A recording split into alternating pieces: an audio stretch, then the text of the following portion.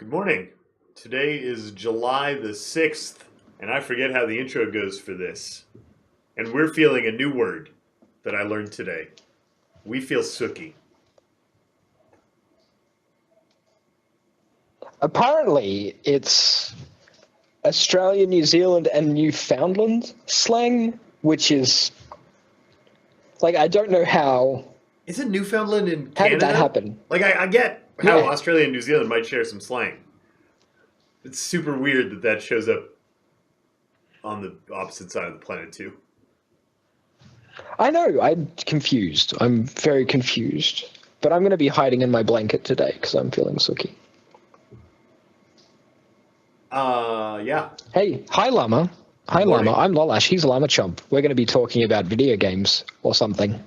Or something. This one might be one of the randomest metagamings yet. We're just going to keep talking for an hour and a half, and we'll see what happens, basically. Yeah. Sort of the plan today. Neither of us have like any strong Yeah. There's things to talk about. Like, there's no new games that we've played that we feel passionately about, and there's no like interesting news that. Oh, actually, no, that's a lie. There is some interesting news. Let's start there. Let's talk about XCOM 2. yeah, we do have a couple of things that we are excited to talk about. One of them is this video that came out like half an hour ago. Which is very exciting. Yeah. That guy's eyes are too big. That's because he's not a person. He's a person. That's so rude. He's going to grapple you and then stab you in the throat with a stabby fist thing. He's not a real person. He's kind of a person, but he's not a real person. He's made from people. He's not a born person. He's a manufactured person. Yeah, he's made from people. Yeah. Probably lots of different people. But he's made from people. But he's not a people.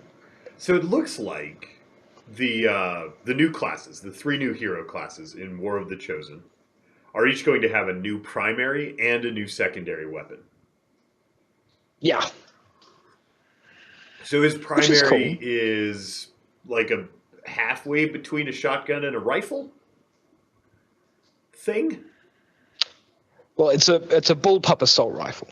Yeah. The assault rifle is designed to be used in close quarters. So this is like, from a mechanical standpoint, it's somewhere between a shotgun and a rifle, I guess. It's supposed to be used up close and personal, but... Right. And then his secondary is a grappling hook, which is like a grappling hook with claws on, so he can punch people in the eye until they die. Yeah, and he can also grapple to locations or pull things to him or electrocute things with his grappling hook, or like he seems to be really versatile. Yeah. I am excited for him. The interesting thing that's in the surface level of the video about him are some of his abilities that give him extra actions. So it's like, he's the Advent ruler, like the Viper King and the Berserker Queen, the Archon King. He's the Advent King, but he just joined XCOM. So he gets reaction abilities are sort of the theme of some of the perks. Yeah. Do you want to know what I've learned about myself thanks to these 2 trailers for the Reapers and the Skirmishers? I do want to know what you've learned. I am more interested in the stories of these 3 factions than I am in the classes. Like, a lot of people have said they're concerned that these new classes are going to be like hero classes and BOP and you'll just want to play with them exclusively. I have discovered that I don't give a rodent's rectum about their abilities or what they're capable of doing or if they're going to be OP. Right now, like, given what's been shown, I just want to like meet their factions and hear their voice lines and see how they fit into the XCOM universe. Does that make me weird? No, I think that's right. I want that guy to be my friend. I mean, not my friend. I want him to run around with my tight-knit squad of soldiers and interact with them. Like, I want voice lines in the game for the soldiers to say to each other on the battlefield as part of the bond system. That'd be pretty cool. You know, and I want that for the hero classes. And frankly, it's okay if they're like 10% more powerful than the regular classes. Because it's fine. They're rare. They're hard to come by. You should feel rewarded when you get them. Like, I'm totally okay with that. And I don't know. I just want him to be awesome. So do I. I just want to play with them. Yeah. He seems really cool. There's a couple of things that if you watch the video on loop, like we are, you'll start to notice. People have already noticed the new like skill tree layout, which I don't know if that applies. It applies to both the hero classes. We'll look at the other video in a second. I don't know if that's going to apply to the regular classes. And then I've noticed new environments, new maps, new map doodads, new cover. There's like a floating cargo container that this guy grapples onto that's like floating in the air. It's like suspended by wires.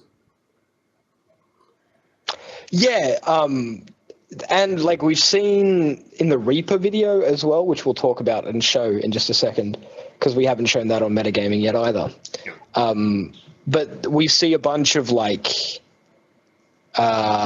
even there, like I'm 15 seconds behind. 15 seconds ago, he was hiding behind one of the containers from the first invasion in a city environment, an old like human city environment. Oh, I hadn't noticed that yet. Wait, now I need to watch the loop again. Yeah. One of the abduction pod green goo things? Yeah, he hides behind it when a big explosion goes off. So yeah, I'm super excited to see. Like, for me, the XCOM 2 expansion,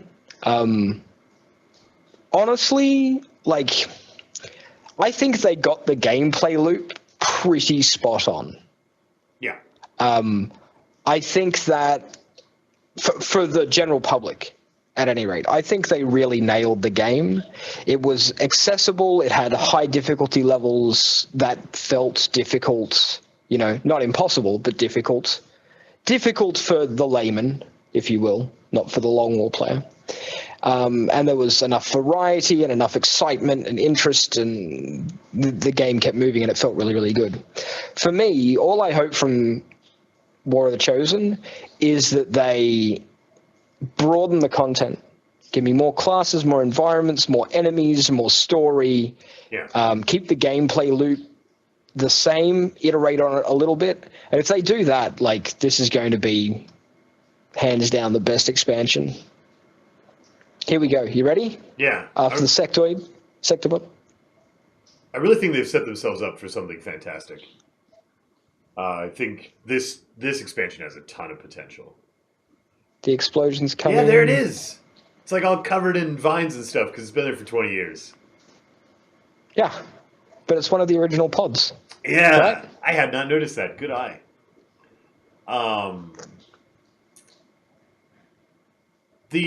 What was I going to say before I got distracted by how awesome that is? Oh, no, it was inspired by that. You know what I would love to have, and even if they don't do it, probably some modder can do it for me because you love me and I want you to. I would love if some of the new zones, right, because they're the old cities. Yeah. It would just tickle me if some of those maps were not procedurally generated with parcels and were just like exactly Murder Street or exactly that awful train yard that's so bad and you die all the time, to just like evoke Enemy Within and give me a little like nostalgia for those maps, because we learned those maps and we got to love those maps or hate those maps because they were the only maps.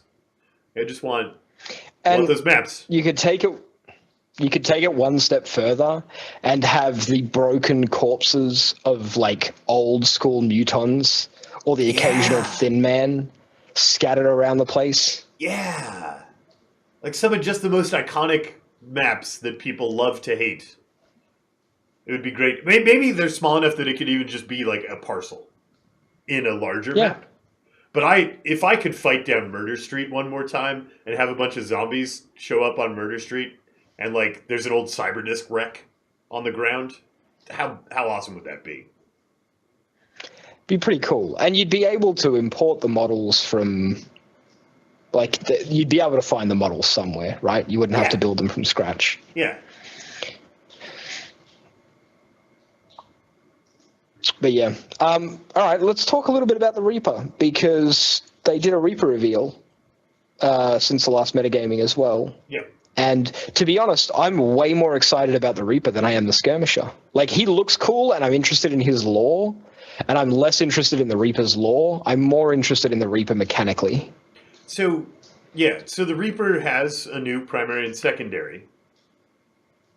And the primary's a special sniper rifle, a vector rifle. And the secondary is a claymore, which is really interesting. Yeah, and she can stick it to the ground or people and detonate it with a gunshot. But I think the real critical thing about the Reaper is she has a new type of stealth,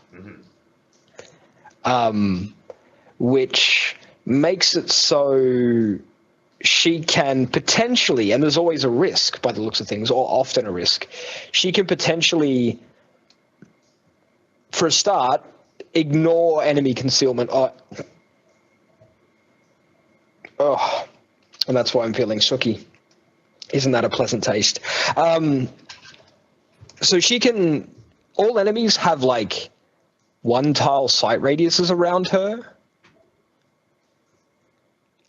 So she can sneak between enemy lines and things. Yeah. Which is really interesting. Like, she's a really great scout. And then she's got that claymore which she can land, or she can throw without revealing herself. And anybody, not just her, but anybody can choose to shoot the claymore to detonate it. And that's really cool. I like that the Reaper class seems to be based on, a lot of the abilities seem to be based on realizing that this universe is made of mycobanium. Yeah. Right? Because they can also trigger the standing explosives and apparently like vehicles that can explode. They have shots that will trigger those look like that on purpose. And do this weird blend of like stealth and also demolition. It makes a lot of sense. A rifle shot is going to get easily lost in the explosion of a gigantic gas tank. Yeah, fair enough. I don't know. We'll have to see how it plays. It feels to me like, I mean, obviously they've set up some great scenarios in these screenshots. And then in this video, seems like you're not going to catch 4 or 5 enemies with an exploding container or vehicle.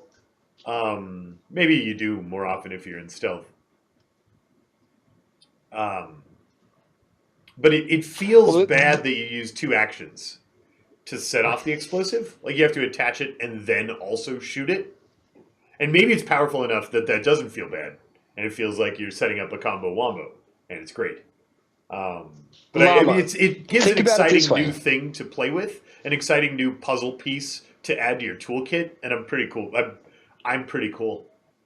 Words, what are you doing? The way I look at it, the way I look at it is your Reaper sneaks forward in stealth, plants an explosive charge, and then your sniper from squad sight range detonates it.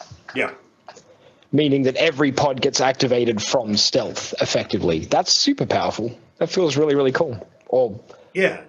And theoretically sounds really, really cool. And it's a new, unique toy in the toolkit, which is what I want from the new classes. Right? I want new puzzle pieces and new solutions that I can use to solve my problems. And that's what we're getting. And it's exciting.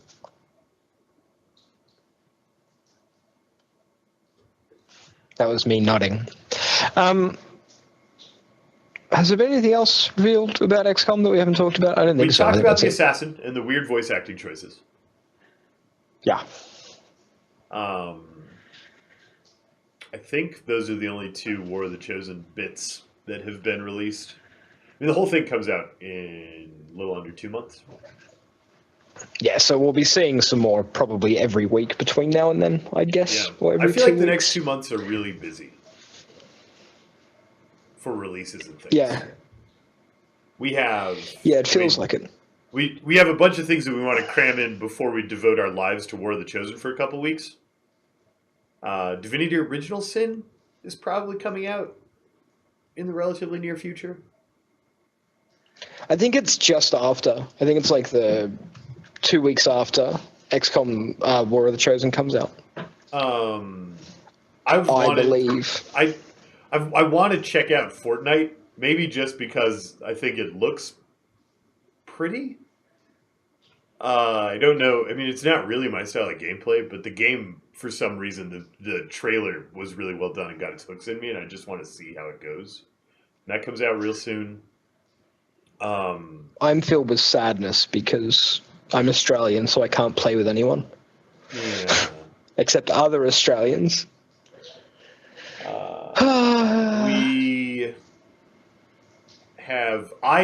We have our Thea playthrough that's not finished. I have Darkest Dungeon that's not finished. Thea's a really good game. Thea is a really good game. I have Rise of the Tomb Raider I got from the Steam sale. It's in my library waiting for any free moment where I don't have 7 games I'm trying to finish for me to slot that in.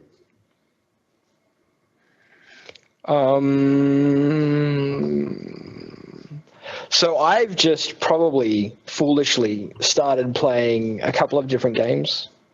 Yeah. And I'm going to mention that I'm playing them, but I can't really talk about them at the moment because I haven't played enough of them.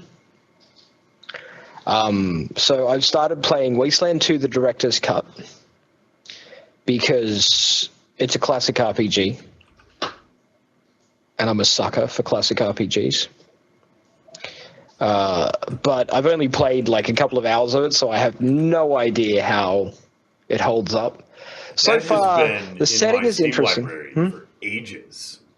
That's another one that I probably need to get in on pretty soon. So far, my opinion of Wasteland 2, and like this is probably not representative of the game, but so far, my experience has been all I do every round in combat is move and shoot. And the writing and the setting feel slightly disparate. Like, minor spoilers if you've not played the first hour of Wasteland 2. This isn't like a major plot point. Well, it might be a major plot point. But it's early enough that it's not like a spoilery plot point? Well, yeah, that's what I'm going to go for here. And Wasteland 2's been out for ages. But I'm warning you now, I'm going to talk about something that happens in the story about an hour into the game. So, you're in this wasteland, you're a member of the Desert Rangers, and you're supposed to help people and fight off the cannibals and criminals and raiders and, like, unpleasant people. And you're sent out on a mission to avenge the death of a fellow ranger and complete his mission. And then on the way to one of the locations, you get a radio call that the place you're going to is being attacked by the plants that they were growing. And, like, I understand that there's just should be some silliness in a game like that, but it just felt super jarring, in this wasteland to have the plants attacking. Yeah. And some of the writing feels like really forced. Like I've only seen a little bit of it so far, but if it continues the way that I've seen, it continues the way that I've seen so far, I'll probably still play it all the way through because it's a classic RPG. But really, I'm sincerely hoping for a few more combat options, and like it might get to the point where, how there's there are two kinds of classic RPGs. One of them is the classic RPG where you read every single piece of lore because the writing is just perfect. Yep.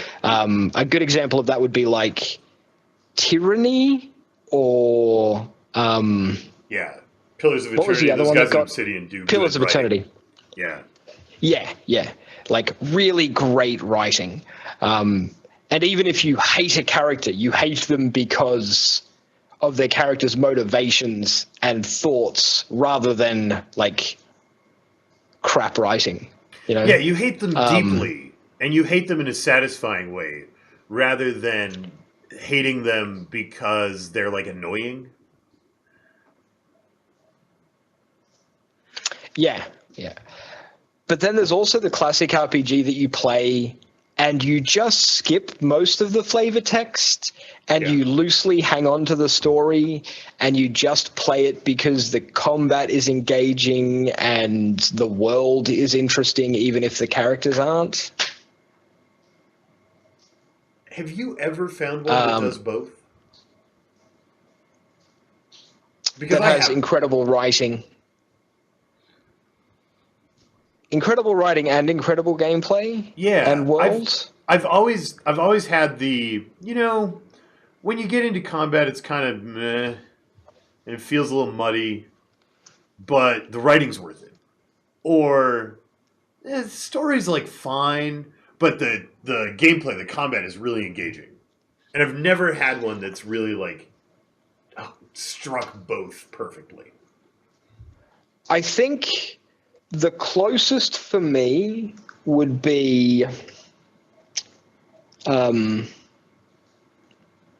probably Baldur's Gate. Not Baldur's Gate. Divinity. The writing in Divinity is on point for its theme, right? Divinity is unabashedly, unashamedly a comedy, not a drama. Yeah. And as long as you don't go in expecting like a super high fantasy drama and you go in expecting a comedy, then the writing is bang on point. And I feel like Divinity really did the combat system well.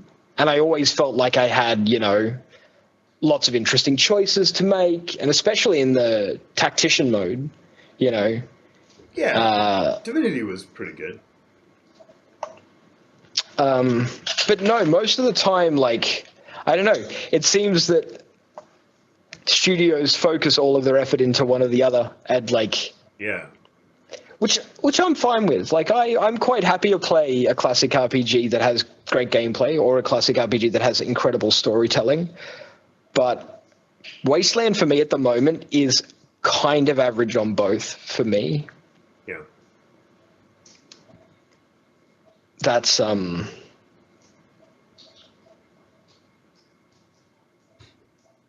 sort of where I stand. And I've not played a lot of it.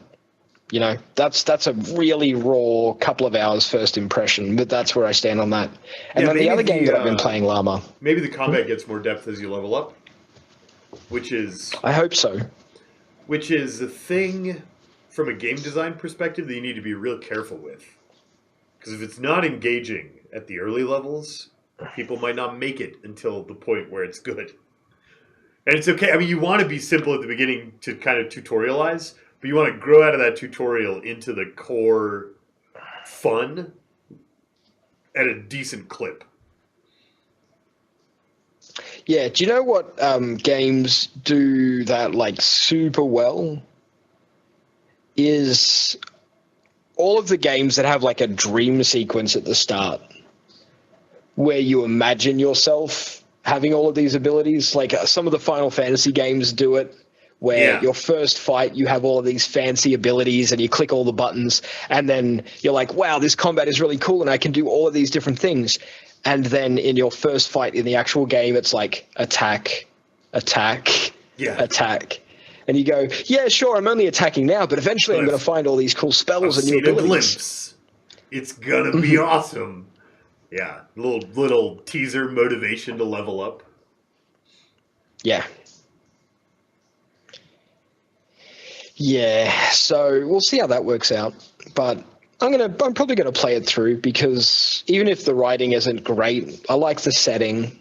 Yeah. And it's a classic RPG, and I need to scratch that itch before Divinity comes out, because otherwise I'm going to end up playing it before it releases, and I don't want to. And the other game that I've been testing out on the stream the last couple of days, which you aren't going to understand at all, is The Long Dark, which is a survival game. Yeah, I struggle with survival games. I keep wanting to like them, and I keep tricking myself into thinking that maybe I'll like this one, and I just need to know that it's not my genre. Let me describe briefly my problem with every survival game, and then I will shut up and let you talk about understanding how they're supposed to work and liking them. My problem with every survival game is they have a reverse difficulty curve just by their nature, and I get real bored. Like, the game gets worse and worse and worse and boringer and boringer and boringer the more you succeed. You start out, you're barely surviving, you don't have enough stuff, you need to go get stuff, you have to balance getting stuff versus spending stuff to go get more stuff, and that feels difficult and challenging and compelling and scary and tense. And then you have more stuff, and you're not as worried about dying because you have food. You're not as worried about freezing because you have fuel. And it's easier now. And you can kind of like relax a little. And it's like backwards. The game gets easier and boringer as you go. And I can never finish a survival game. I just get like bored. Yeah, so I've played a few attempts of The Long Dark and been horribly murdered several times. I saw you get eaten by a wolf just today. Yeah. But my most recent attempt has been a lot more successful, and I've acquired a bunch of tools and some raw materials, and I have a little house that I'm living in, well, a gas station. And I find myself now at a stage where I'm like, okay, I have everything that I need to survive for the next few days. But what do I do? That's my problem. And I think I struggle with that kind of stuff as well. And I should point out that like The Long Dark feels really tense and feels really good for the first few days that I've played it. I don't know how it's going to feel in the long term. I don't know how renewable resources are. I don't know how far afield I'm going to have to go from my home, and whether I'm going to have to make longer expeditions all the time or whatnot. And the game is still in early access. It's not been released yet. But the thing that I'm really excited about for The Long Dark isn't the sandbox mode, which is all that's available at the moment. I'm actually really looking forward to playing that game with a story, because they have a full story mode that's coming.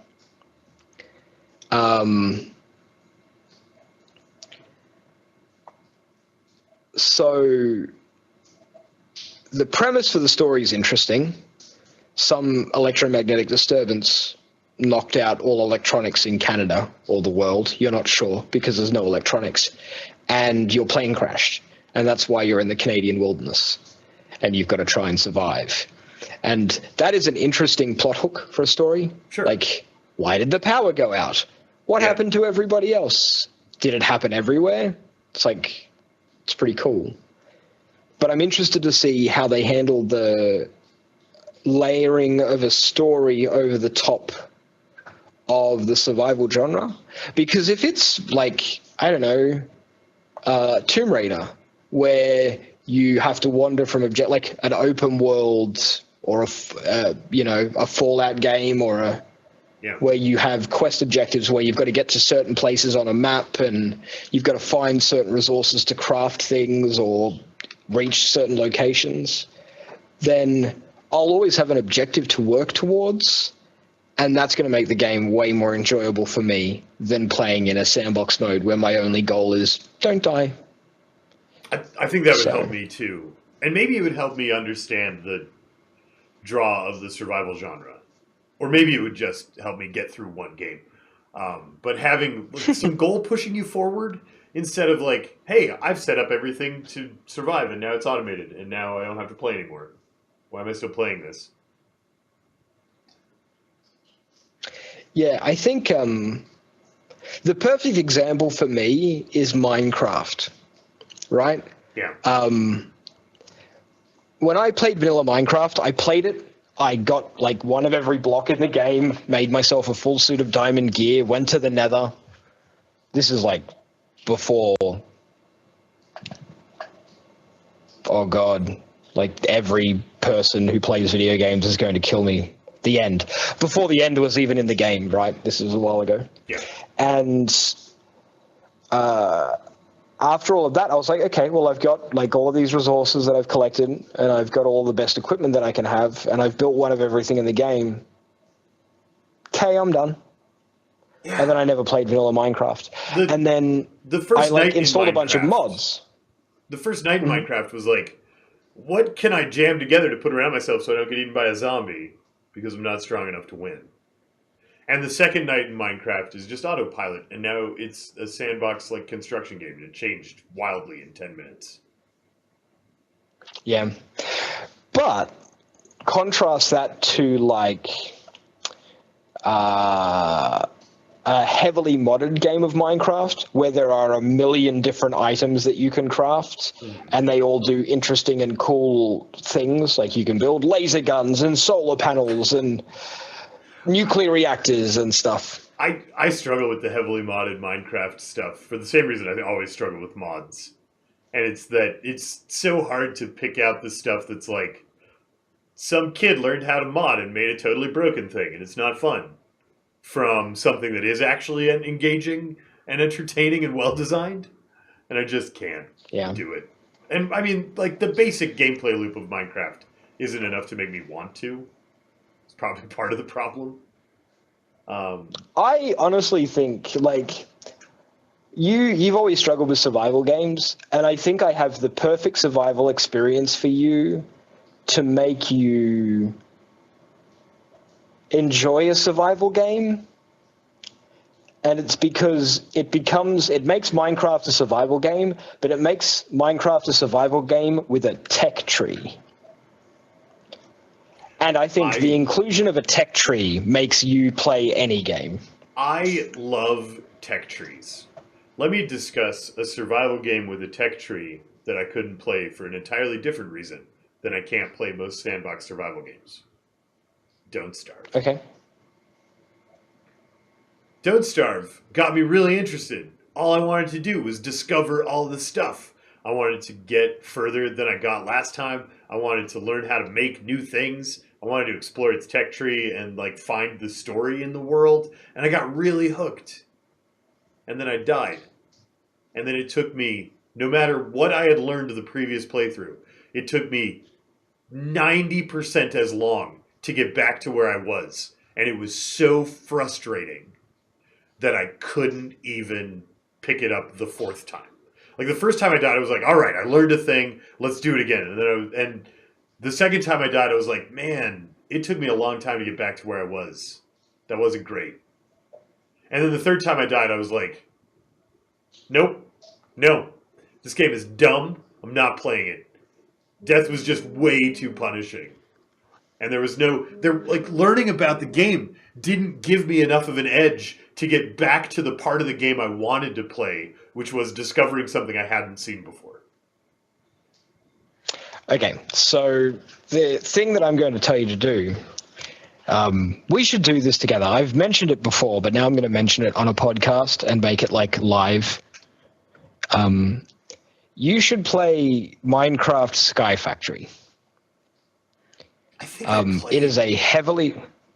I think I played Sky. Is that the one where you start on like one tile with three things in your inventory, and you have to like generate a world from there? Yep. It has been iterated upon, and like now when you play Sky Factory, it comes with a book, and in the book it's like, you're in the Wood Age, what do you need to do in the Wood Age? And it gives you a set of goals that you can tick off manually, and you make all of the things and learn how to make all the things. And then it's like, okay, now you're in the Stone Age, learn how to make a cobblestone generator. And like, you have all of these objectives to reach. And the great thing is, if you die, you just respawn back on your island. You'll lose your inventory if you don't have keep inventory on. Yeah. And the tree is super deep. Like, the Sky Factory mod has like full technological mod packs that allow you to automate a bunch of things, and magic mod packs, and smelting. Like, you can become a dwarf llama. You could just operate a smeltery and churn out metal alloys, and like, yeah, it's a pretty deep game. So let's discuss Minecraft from an entirely different perspective, which is streaming. I feel like Minecraft has a weird corner of the streaming market that has a lot of expectations I'm not going to understand and not going to be able to fill for the people who like to watch Minecraft. And that it would just be like not streaming that day as far as growing my channel. I don't know. I've never tried it. I've never tried to stream Minecraft. I feel like that's one that has an insular community with its own language and jargon. And I get this weird, like, I don't understand the Minecraft people vibe anytime I see a Minecraft stream. I can respect that.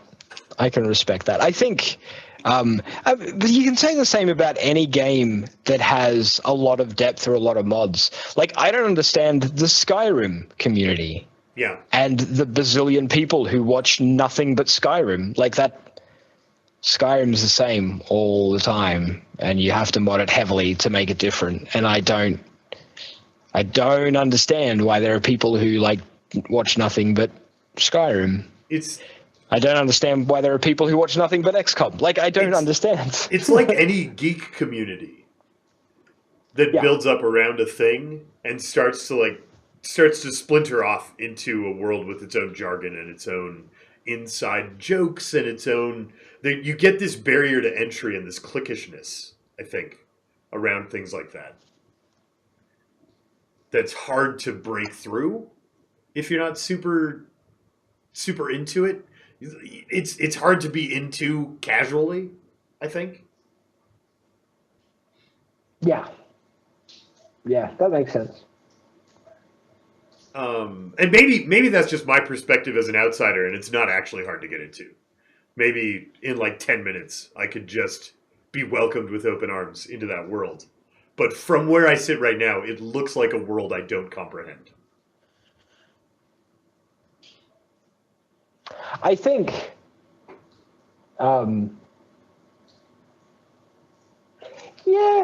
it depends.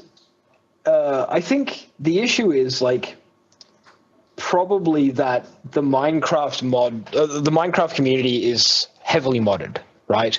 And so every time you boot up a Minecraft stream and look at a Minecraft stream, you're looking at like a super heavily modded game that's like super deep in progress, like they've played hundreds of hours of it or whatever.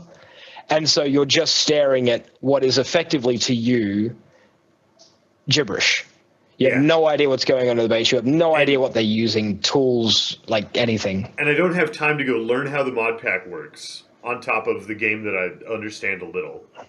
And the whole chat room is full of people who know exactly what's going on and are commenting on what to do next, or, you know, and it's not a thing I can just join. Like, the research barrier to entry is just way too high. Yeah, I don't know. Something to consider. I just think that Sky Factory is a perfect example for me of a survival game done correctly, like actually done right, because it's the it's got consistent goals that it drip feeds you that lead you down progression, which also helps with like just deciding what to do next. Yeah, even a game like Don't Starve, you get to a point where you're like, well, do I make more farms, or do I go set more snares, or do I explore more of the map, or like what do I do now? And that's fixed. And there are like versions of Sky Factory where you have a certain number of deaths and you can earn more deaths. Like, so you have a life total. Oh, like, yeah, so you get, like old video games. Your goal could be to stock up enough lives to go do something risky. Yeah. Seems neat. Yeah, so yeah, it's, I don't know. It's just a thought. I'm just throwing that out there. It's on the internet now, Llama, forever. Well, yeah. Until Twitch deletes the VOD. And it's likely, you put things on YouTube. It's likely that Patron's Choice some month in the very near future will be Minecraft Sky Factory, and I will call you up and say, hey, what are you doing on Sunday? I need you to come Sky Factory with me so that I'm not completely stupid for 4 hours. Because I might be dumb and not understand how it works. Come be my friend. Could happen.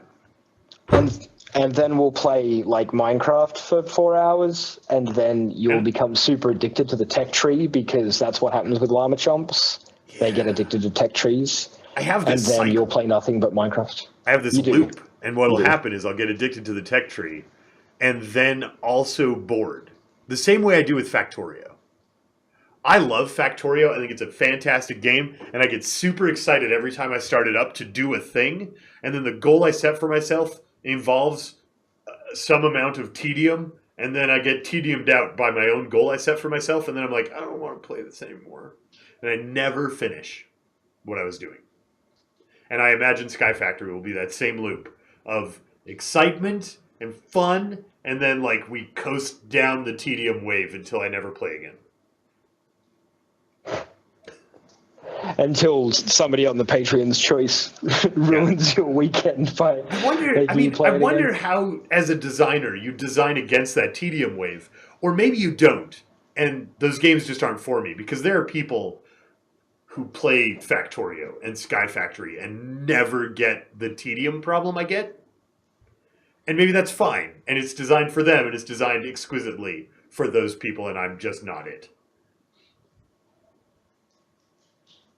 I'm not cold, Delmain, by the way. I'm just going to address chat here. Somebody in chat saying that I'm cold. I'm not cold. I'm just...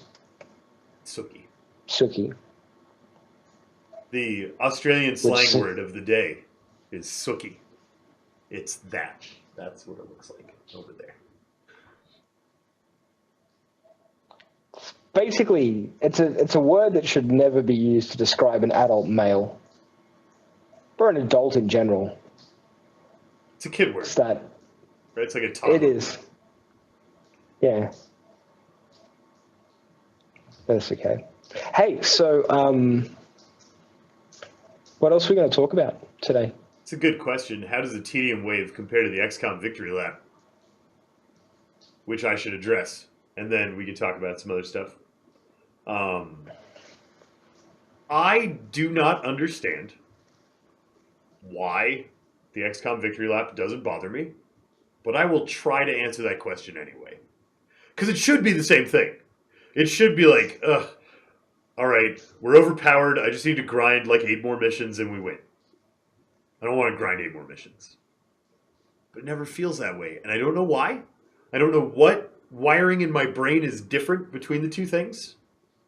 But I enjoy the puzzle that XCOM presents. I enjoy it even when I know the solution. It is a puzzle that for some reason is fun for me to execute every single time. Whether or not it's easy to solve or difficult to solve or dangerous to solve. I enjoy it and I don't know why. It may be because the flamethrower lights things on fire and then I'm happy. But I was happy before the flamethrower. I don't know. It's actually I really because can't explain it. I know. This guy knows. I'm pointing at myself from under the blanket. I know, Llama. It's because you are I'm going to use some dirty language here, like all of those people out there who have sensitive ears. It's because, Llama, you're a filthy RNG addict. It's the randomness, right? You can have a perfectly executed plan go balls up because of a couple of unlucky 95%. So you're never sure of the outcome. When you're playing Factorio, you reach a certain point where you're like, well, never going to get eaten. Yeah. I'm just going to be fixing things. And that's tedious. When you in Minecraft, you eventually get to the point where you're like, well, I'm wearing full diamond armor. Like, even if a creeper blows up in my face, I'm fine. It really is. Perfectly safe. We were talking about this when we were talking about Phoenix Point. Because that first gameplay video, all the shots were 100%. And we were trying to figure out, before we knew that wasn't their final design, we were hoping that wasn't their final design, but we were trying to, like, become okay with it, even if it was. Yeah. And one of the things that we talked about was, if you can miss and have to adapt to missing, then every time you pull the trigger, there's just a little adrenaline. What's going to happen? And we kept trying to come up with ways that you could get that same effect without rolling dice, and none of them were satisfactory. No. None of them were as exciting as, oh, he crit me through full cover? How do I recover now? None of the options were as exciting. And I think you're right. It's totally the dice. It's that I can make a plan and have an idea for how I want the turn to go. And 2 moves into the plan, I have to adjust and make a new plan. And that keeps my brain engaged even while I'm executing. And it doesn't feel bad because XCOM runs this great fine line of RNG, where it's not like every time you roll an attack dice, it's a coin flip. If you execute a plan well, there's a 90% chance. If you play the game perfectly, there's probably somewhere between a 75 and 90% chance that your plans will succeed in every mission.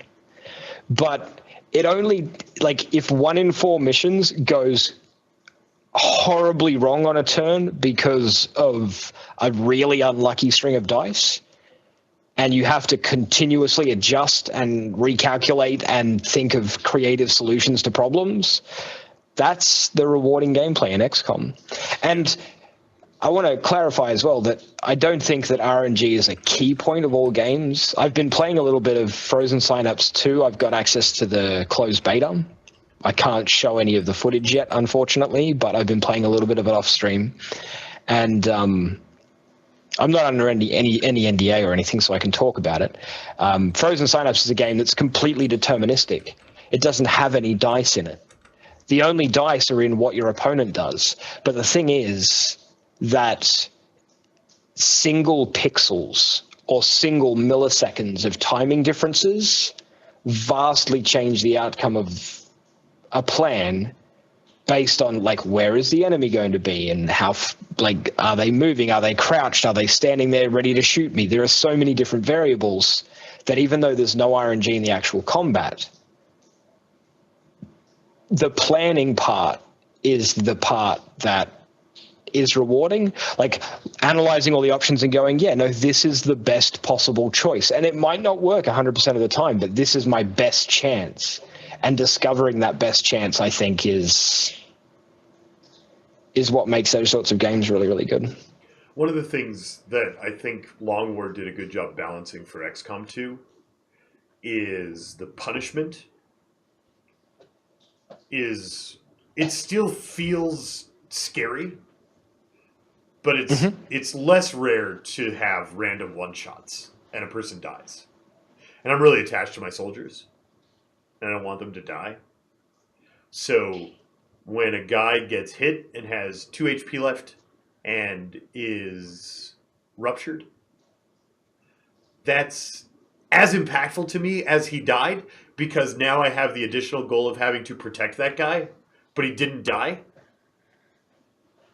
And like and you have there's that a little fine moment of line victory where the RNG going badly feels challenging and scary without feeling like someone just took a steaming dump on your face. Because it's easy to have RNG be just a salt mine of like, well, I just got BS'd out by a 4% chance. And I like that you rarely get that ultimate level BS in Long War, but you still get some bad luck that changes your gameplay. I think they've balanced it really well. Do you remember back before? So this is a throwback, guys. We talked about this. I can't remember if we talked about it on a metagaming or just like in general. But back before Long War 2 was officially announced, me and Llama and his brother, Eversaw, had started to formulate a Long War-like mod. Yeah. Through like ini edits and things. And one of the things we discussed was how do we make the enemies have more of an impact on XCOM, and how do we replace the fatigue system? And the solution that we came up with was, all right, well, we give everyone more hit points, or make the aliens way more accurate, but hit for less damage. Basically, make it so that you regularly take wounds. Plan for soldiers to be regularly taking wounds as part of the balance, because that will mean that your soldiers are often getting hit, and there's a chance that they will die frequently because if they get focus fired down or they get left out of position, they're going to die. But most of the time, you'll just end up with a couple of wounds that you then have to wait for them to heal. Yeah. And I really like the transition. And that's sort of how Long War did it. This is risky, but I won't die, to this guy is on the verge of dying and I need to protect him. And you miss that transition if people get one shot. Yeah, one shot just feels bad in general, I think. Yeah. Okay, well, I mean, this has been short. Is there anything else you wanted to talk about today? I have some weird, streamer-related nonsense that's been on my mind. It's not really a gaming topic, but it's a twitching topic, and I don't know if it's good content for the podcast, or if it's just something to talk with you about post-stream. But that's something that could super secret half private an hour if we feel like it's half an hour we need to fill. Honestly, I just want to watch you read a book. Can you tell me what book one? Because I don't know what book one yet. Time Machine. We're going to read Time Machine today. Yay. I'm going to curl up in my snuggly blanket and be Suki and listen to Llama read me bedtime stories. Yeah. It's going to be great. I did play FTL. I think FTL is a magnificent game. And I don't know what they captured, and I don't know why there isn't an entire FTL clone genre that's very successful. They hit some weird note that I haven't seen hit, and that game's been out for years. I've seen some games try and do it, like Convoy. Yeah. What did Convoy miss? Tried to do it. Because you want to iterate on an idea. You don't want to just make a clone with a different skin. Yeah. I think Convoy had a lot of extra moving parts. And less great controls, and the artwork wasn't quite as clean, and the writing wasn't quite as good. I think it did iterate, and it tried some new things, and some of the things it did was really successful. Like, I liked the idea of sort of like a 3-lane combat and multiple enemy targets that you had to eliminate and stuff. Yeah, their combat system was quite interesting. It was also less intuitive. Fiddly. Or less, it was more fiddly. Yeah. It was less sort of easy to grasp, but difficult to execute perfectly. FTL hit that note really well. And Yeah. Convoy was, there was more going on, and it was really fun, but it didn't have that easy but deep sort of, or not easy but deep, simple but deep sort of thing. Yeah. Yeah. And other than that, I just think the writing was a little less good. Like, FTL's writing is good, but I wouldn't say it's great. It's not brilliant. I read the text the first time I saw it, and after that, I didn't feel like I was missing much to just like skip through the story. Yeah, like read the first and last word of the event sentence and be like, "Yep, that's a number one. That's a number two." You do have to remember the event that has like a random number word in it, and then you have to answer that number word 2 menus later. Yeah. How many moons were around the planet? But I was skipping all the text. No. I don't know. I think that sort of roguelike, pausable real-time combat genre definitely has some space to grow. The problem is that FTL did it so well. Like, they just hit... I don't know. Yeah, they knocked it out of the park. And what do you do? I mean, I want more like it. I want that experience again in a different package, but I don't know how you would design it. I don't know what you would change about it. Game designers, get on it. Yeah. Make it happen. There's Joe Kazar, who's been asking about FTL, is pointing at Starship Theory, and I'm staring at the Steam page and have no information. But I do. It looks like you get to design the FTL ship.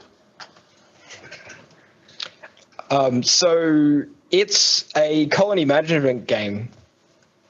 But your colony is a spaceship? Your colony is a spaceship, and it's moving forward constantly. You fly through asteroid fields and over suns and things. Do I get to fight the true enemy of every colony management game? The idiot AI of my colonists? Yep. That's fun. Yeah. It actually looks really deep. It's being developed by a father of two from New Zealand, from memory. I sent him an email. He never replied to me. Oh. Which means my email probably got lost in a spam folder, because that happens occasionally. And I've been waiting for it to actually enter early access, because I emailed him before it entered early access. Arvak, who is a guy that I do some collaborations with, and just a really great dude as well. And the guy who made you play Thea. He is the guy that made me play Thea. Thank you, Arvak. He's been doing some Starship Theory stuff on his YouTube channel, and it looks interesting. I find that games that let you design things hook me in. My brain thinks it wants to do that, and I get excited. And then in practice, it's always either too fiddly, or there is a simple, good enough solution that's not interesting to design. And I don't actually care about doing interesting designs because they're interesting. I need them to have a gameplay reason. And I find that it never actually satisfies whatever my brain thought would be satisfied. And I wonder if this one does that. That problem's never been solved for me. And I know it's been solved for a lot of people. But I've never had one that was like, this is it. Yeah. So somebody in our chat is talking to about Take-Two. Did you hear about this, Llama? This is we were talking before the cast today that MetaGaming probably isn't a gaming news show, because we have niche genres of games that we like and don't really follow the news because we don't care. And this is one of those that I feel like is getting a lot of attention, and I just don't have an opinion. Let me put out the little bit of opinion I have, and then you can talk about deeper things and why maybe I should have more of an opinion. But it seems to me like if you're a developer and you want to lock up your game so people can't mod it, okay, choose that. That's fine. If people hate that, you won't sell as many copies, and you might make a different decision in the future. If that's worth losing sales to you, okay, protect your artistic vision. Like I don't know why this is a controversy. I don't know. Okay, they did a thing. So here's a controversy, right? The controversy is Take-Two came in and shut down a bunch of modding tools for GTA, right? Mm-hmm. And when most developers are coming in and being like, we're enabling modding for our community, Take-Two came in and went, nope, we're shutting you down, and disabled these third-party, mind you, modding tools. Yeah. Right? They weren't officially supported by the developer. Okay. So they're protecting their game from what they might perceive as a hacking tool rather than a modding tool. Well, that was the issue, right? Is you hear everybody up in arms, and honestly, if you're somebody who criticizes Take-Two for taking down these modding tools, you are ill-informed and most likely ignorant of the reason. And so I'm going to do some educating right here. Take-Two took down the tools because these tools were being used to create mods that were allowing users to cheat in the multiplayer version of the game. Right?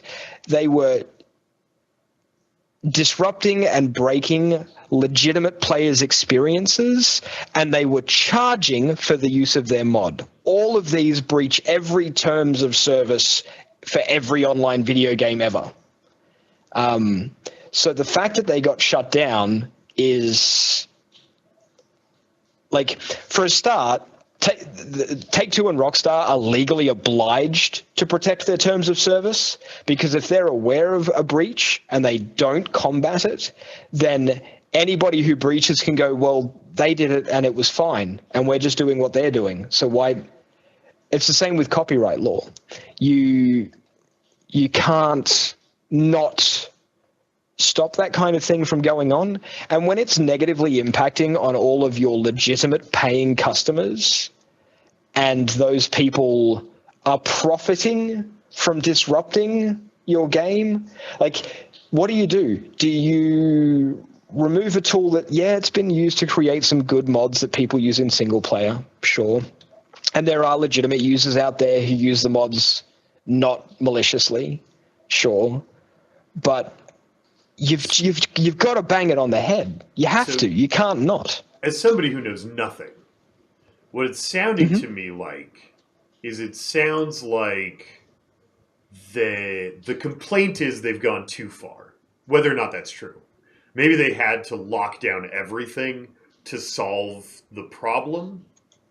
Maybe they needed to solve it quickly and the only quick solution was locking down everything. Maybe... But it seems like the complaint is collateral damage, right? They locked down everything to solve this problem over there that isn't my problem. I don't use that. I don't play that. And my thing got broken because of it, and now I'm angry. And I think it's okay to feel that anger. Like you can be upset about that. But maybe it's not like a big controversy, and maybe a little perspective helps. So the mods that all got shut down were paid mods, right? If you ask to be paid for your mod, then you're using a company's intellectual property. And unless you have permission to use their intellectual property commercially, you can't do it. So legally, they don't have a leg to stand on. And the thing that made my blood boil about this is the White Knighters and the internet heroes. Llama, Take-Two recently bought out Squad, the developers behind KSP. Yeah. And there was massive backlash at Squad. Like, congratulations, guys. You just got bought out by one of the biggest entertainment companies in the world.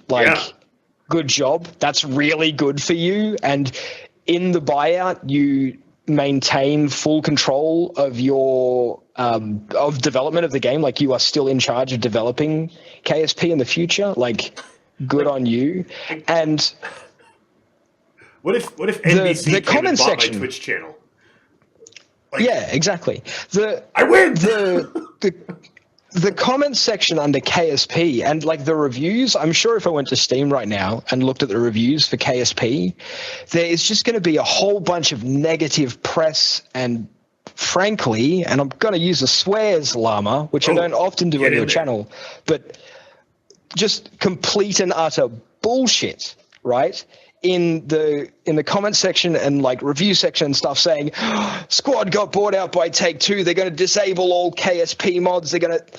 No, you are, I'm going to use internet vernacular, retarded. No, no, that's not what's happening. Yeah. You are blowing everything out of proportion and you are like actually negatively impacting on completely honest developers. Why are you like? It frustrates me to see stupidity on that level. How do you combat effectively that knee-jerk fear? Because I think that knee-jerk fear is maybe reasonable's not the right word, because the problem with it is that it's not super reasonable, but it is to be expected. It is human to say, oh, we've had a bad record with Take-Two and mods, and one of the reasons we like KSP is mods, and the conclusion we jump to is we're in danger and we need to panic. And how do you combat that panic? Because if you go to that same room where somebody's super energetically panicking, and you tell them, whoa, dude, take a breath. They're like, you corporate shill, no one tells me to take a breath because they're already worked up. What do you do? Other than ignore it, which is my solution. Is just like, yeah, people are all upset about things that aren't going to happen. I don't need to expend any energy on that. I wouldn't have commented publicly on it if I wasn't asked the question, because I have an opinion, right? And if people want to know my opinion, I'll voice it. I don't mind voicing it. But just my opinion is, like, inform yourself and then form an opinion, right? Like, I've just spouted at you that, you know, this is the truth, and that's because that is the truth.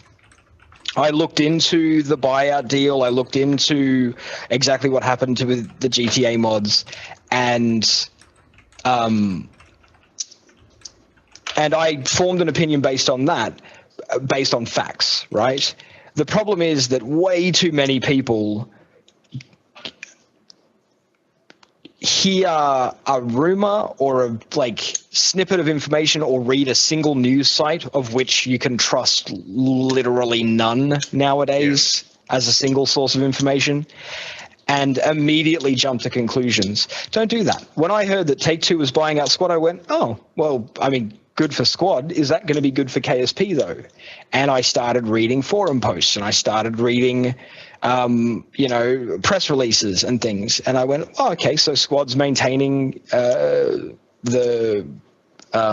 control over development of the cycle. And yes, they're still going to be releasing their new DLC that's still going to be free for people who purchased the game prior to 2014.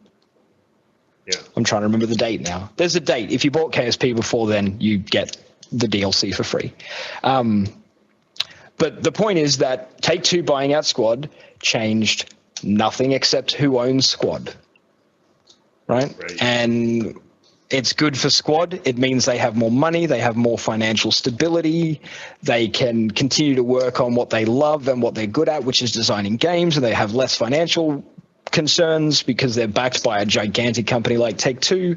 And yeah, sure, Take-Two took down a bunch of mods for GTA 5, and yeah, they took down some legitimate mods, and they took down mods that weren't being used in multiplayer. They just did a big blanket hit because they had to protect their IP because it was being commercially used without their permission, and it was being used maliciously.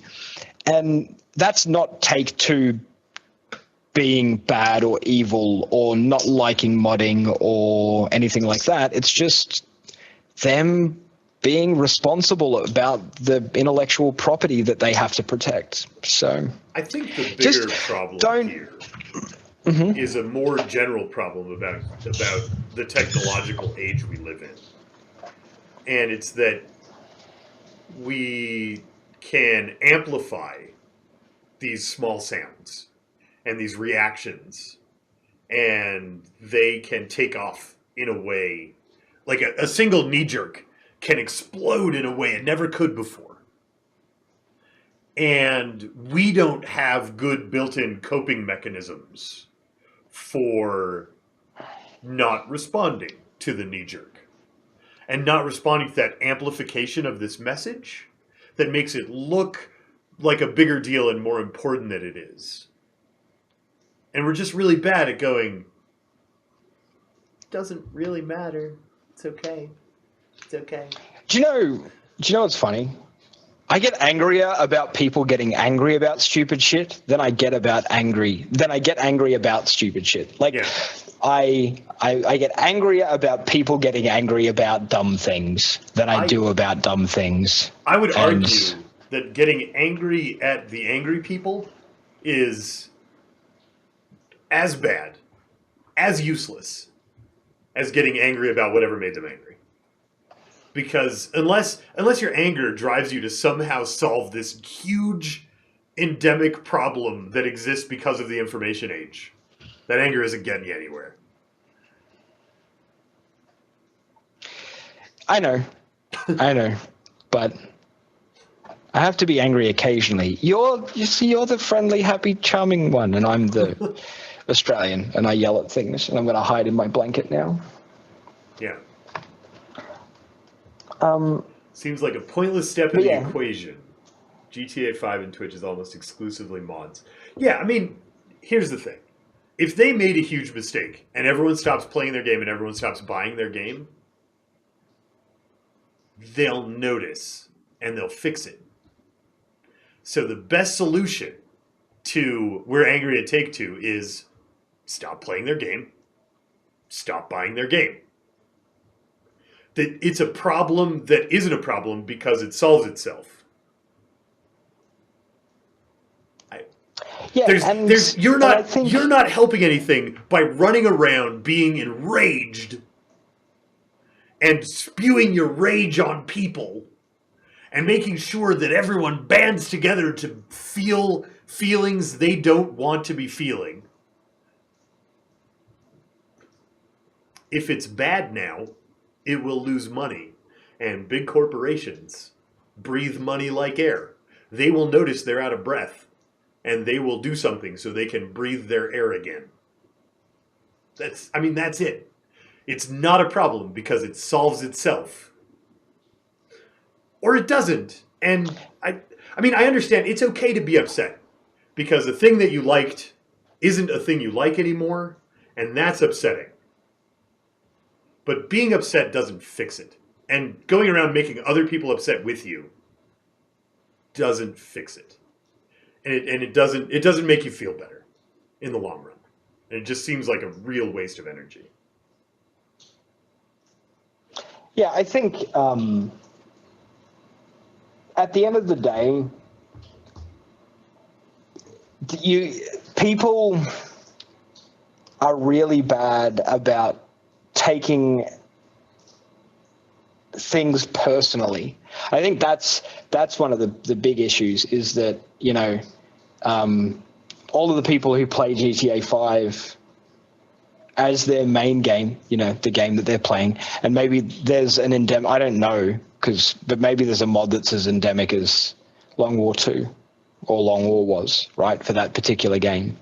And maybe that mod was built on the same architecture as a mod that was exploiting the game. The problem is when you've got a game like that, when you have a problem like that, you need to stop it quickly.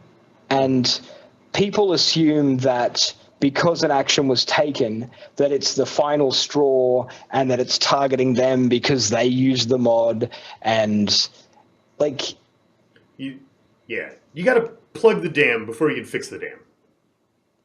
Exactly. Right? Yeah. And it takes longer to do it. I don't think... I think I've spoken poorly. Because the response was that feedback is good. Feedback is good. The problem is... Oh, yeah. Angry rage explosion feedback is not useful. And angry, rage, knee-jerk explosion feedback that obviously doesn't understand the core issue is something that you have to evolve to ignore to survive in the world these days. So being part of that giant rage chorus that's just going to get ignored doesn't help anything. You need to find a better channeled way to have thoughtful, useful feedback. And joining the witch hunt is just adding noise so the message gets lost. I think that offering a useful message is a great thing to do, and I don't want to misspeak about that. But a lot of the message out there is just anger and noise and rage. I mean, I don't know this particular issue. Maybe this one's being really well handled by a giant, mature community of people who give constructive feedback, he said with a straight face. But in general, that's not how it goes. And it makes it harder to find something useful you can latch onto that everyone's so busy being angry. Being angry doesn't fix things. And making a lot of other people angry just adds noise and confusion. I think at the end of the day, right, when something like this happens, sit back and go, why'd they do that? Yeah. And then think, what are the ramifications going to be? If you can think of the ramifications, if you can sit there and go, yeah, there's going to be a lot of people peeved about this. Mods are like kind of a big deal. You think the thousands of employees who work in like human resources at a company like Take-Two didn't also think of that? Yeah. I guarantee they're not removing modding support permanently.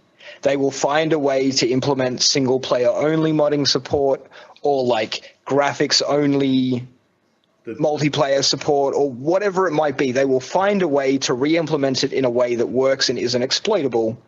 But they just needed to stop people from abusing the system now. It's the same way. A good example is in League of Legends, if there's an exploit on a champion, that champion just gets disabled. Yep.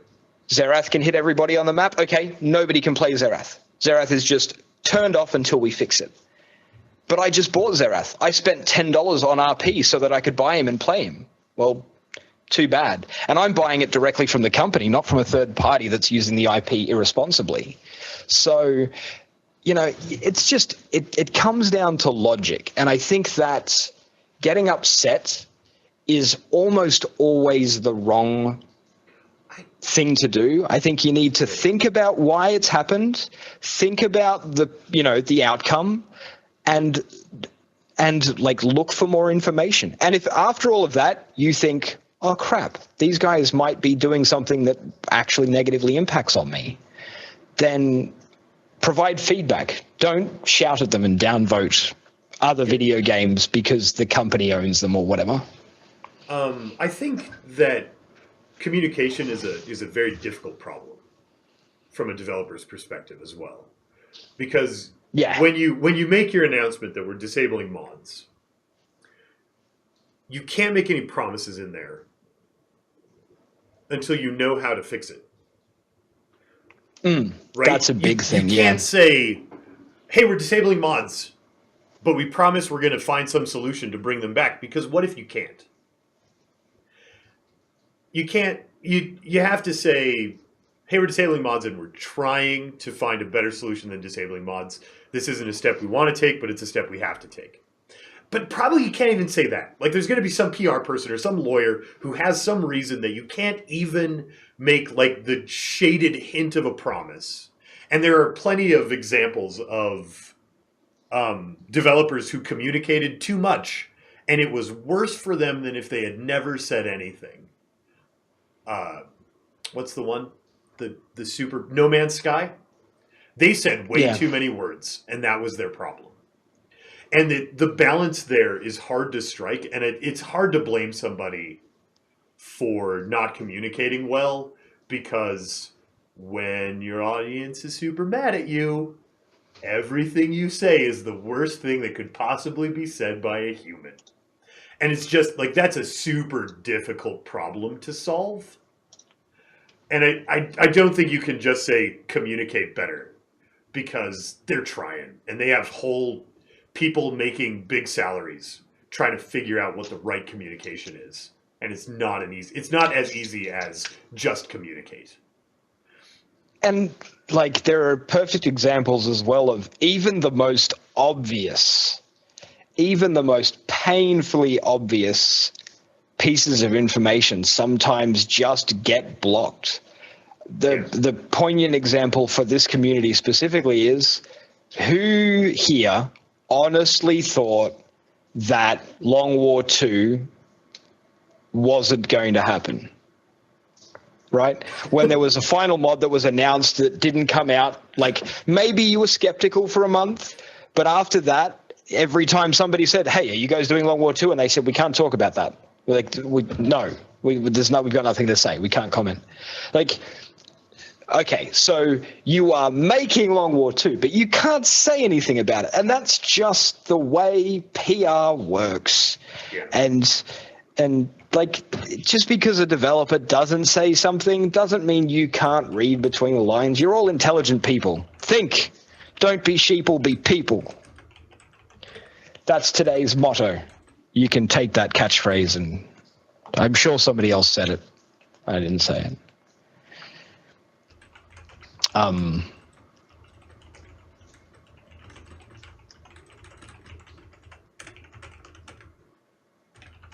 Anyway, so, well, that ended up like filling in 25 minutes of time. Yeah.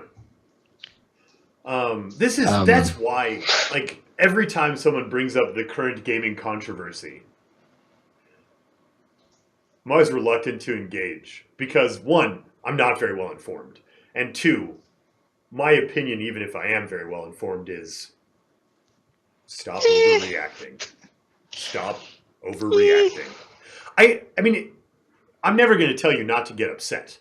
It is okay to feel your feelings. Feel them. Feel upset. And before you spew your upset into the giant chorus of upset, maybe think about it.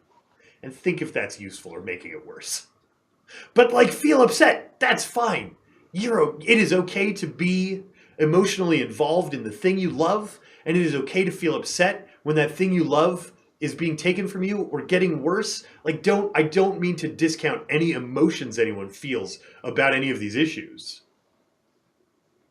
But every time you control your temper, your power grows. Every time you choose your response, you may not be able to choose your reaction, but you can choose your response. You become a better human being. Just like when you're playing League of Legends and there's a teammate that's really irritating you, and you type a string of expletives in the chat, and then you press the escape key instead of the enter key. That's all you need to do. Pressing the escape key will save puppies. Escape, not enter. Temper the rage. All right, Llama, read me a story so I can go to sleep. Yeah. So I haven't decided exactly. I have some new unlockable goals on my stream, and we unlocked extra content this Thursday, which is we're going to try out a new style of stream, which is going to be under the creative tag, and it's going to be Reader's Theater, and I've found some non-copyrighted works that we can just read. And it's something I've been thinking about dabbling in recording audiobooks for a while, and so this is sort of an experiment for that for me, and a new stream type that maybe will find a new audience, or I don't know. It's very experimental today. I haven't thought about how it works. I haven't thought about when it starts. My plan was to just do 3 hours from noon to 3. I'm worried that 4.5 hours of reading is a really long time. I don't know. I'm not sure exactly how we want it to go.